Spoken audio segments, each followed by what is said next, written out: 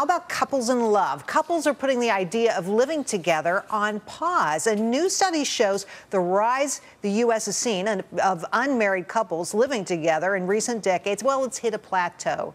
With more on this, Bravo reality star Amy Laurent, author of 8 Weeks to Everlasting, a step-by-step guide to getting and keeping the guy you want. Okay, why is it so? Let's be clear here. It's not like it's dropping off the face of the planet, but fewer people are choosing this option. Why? Right. This study is pretty incredible, and this is new territory for us. So we're seeing in 1960, we went from 0.4 million people moving in together before marriage, grow to the year 2000, it was 3.8 million at that point. So between 2000, huge. But now it's flattening out. Why is that? So it is directly related to the recession of 07 through 09. And I know people are going to say that's crazy because they think during a recession, more people are going to move in together to save money. This study is showing a whole new phenomenon that's not true at all. So this has had a direct impact on people's ability to do so and move in together. You're going to not see that guy move in with his girlfriend.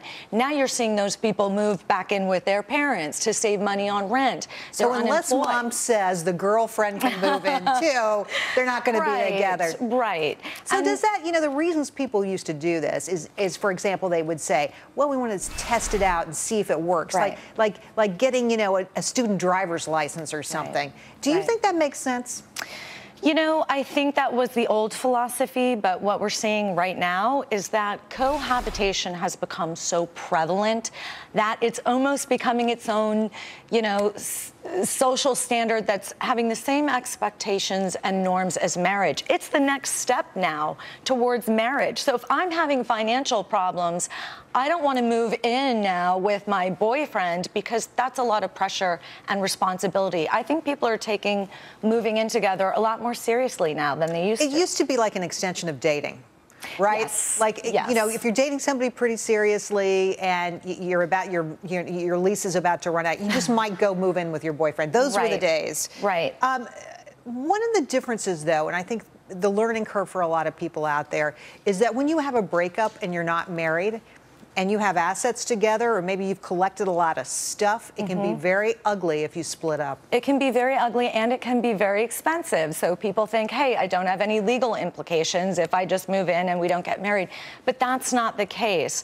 And what we're seeing is because of the recession, if you're having money issues, you're more likely to have issues in your relationship because you're arguing about money. Well, and that's like the #1 cause for divorce. But the recession's over now. So what's going on right now? The recession is over. I believe that dating in general is recession-proof. I really do. Now, listen, we might not People will find ways. We might not be going out as much and spending money, but at the end of the day, we are all going to get lonely. So I think that we are more likely to see people maybe hang on to their apartment a little bit longer or where they live before they move in, but we will definitely all still be dating. Well, I think so, too. And now that the recession's over, goodness knows what might happen, right? Exactly. Amy, thanks for coming on. It was great to meet you. Thank you so much.